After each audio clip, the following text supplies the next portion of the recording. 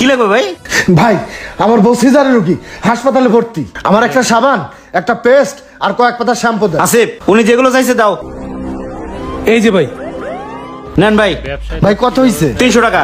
ভাই আমার বাকি টাকাটা দেন। বাকি টাকা দেবো মানে? কিসের টাকা?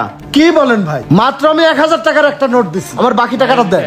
থাপড়াই তো দাঁত ফলাই দিম ফাজিল। সকালবেলা মস্কার করছ না? দে টাকা দে। ঠিক আছে, সমস্যা নাই ভাই, টাকাটা আমি আপনাকে আবারও দিলাম। তবে একটা কথা মনে রাখেন, কেউ না দেখুক, ওই উপরওয়ালা তো দেখছে। টাকাটা নিয়েও আপনি অস্বীকার করলেন, আপনি একদিন ধ্বংস হয়ে যাবে। হয়েছে যান। ফাজিল দোকানদার।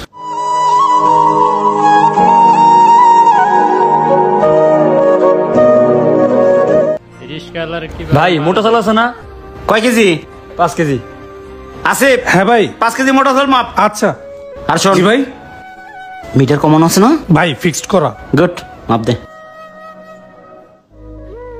চিন্তা করেন আবার কি মানুষ, হয়েছে হয়েছে, গিটটা দে। এরই মানুষ। নেন ভাই। ভাই 300 টাকা। ঠিক আছে ভাই, দেন।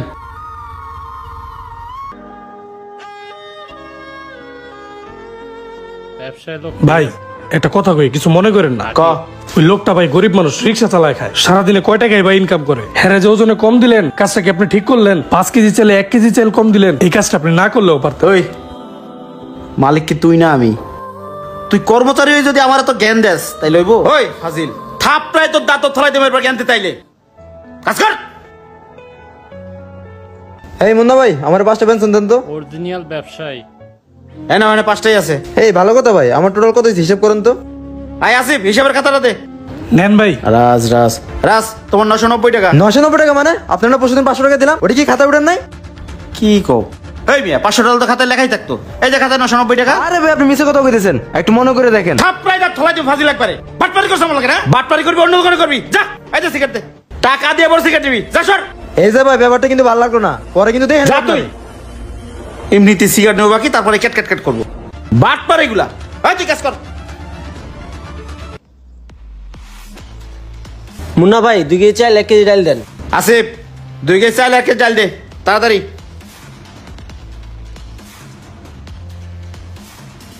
আরে এত মাপার কি আছে, চালু করে দে। এই যে ভাই। না ভাই, 140 টাকা।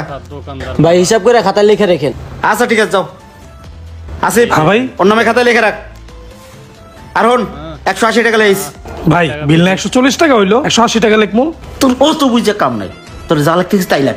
এই বেটা, বাকি নিতেছে, চালান খাইতেছি না, লাগ। আর কয়েলগুলো উড়ে রাখ। ইমানদার ব্যবসায়ী। কি ভাই, কি লাগবে? ভাই আমি গরম মশলার ব্যবসা করি, দোকানে দোকানে মাল দিয়ে বেড়াই। তা হঠাৎ আমার বউ অসুস্থ, আমার ইমার্জেন্সি বাড়ি যাইতে হবে। এখন আমার কাছে কয়েক কেজি মাল আছে, রাখবেন নাকি? কিরে আসিফ, মশলা রাখবো? ভাই রাইখা দেন, লাগবেই তো, সামনে শুক্রবার আছে। ও আচ্ছা, দেহি ভালোই তো আছে। কত করিয়া? ভাই আমার 2200 টাকা কিনা, আপনি 2200 টাকা করেই দেন। 2200 না, ই করো 2000 করে দেবো না, তাহলে মাইপে রাখি। আচ্ছা নেন, মাপ দেন। আসিফ, মালগুলো মাপ দে তো, দেখ তো কয় কেজি হয়। এত মাপ লাগবো না, হয়েছে? ভাই 24 কেজি। 24 কেজি? হ্যাঁ 24 কেজি হবে তৈলে। তাইলে তোমার হলো 24 কেজি, 24 গুণ 2, 48,000। হ্যাঁ এই নাও, হ্যাঁ 48,000ই আছে। আসি ভাই, যান। আসসালামু আলাইকুম। ওয়ালাইকুম আসসালাম। মালটাল থাকলে দিয়েন। ঠিক আছে দিমনে। মাল আর কথা 20 কেজি, 24 কেজি কোন তৈল? দেখে মাই ভেই তো রাখছে। কালকে রাতে মেশিন ডিস্টার্ব দিছিল, মালটাও কম কম লাগতেছে। আরেকবার ভাইবা দেই তো। তাই তো, মাল তো আসলেই কম। দেই তো লোকটা কদ্দুর গেছে। এই এই, কি হয়েছে?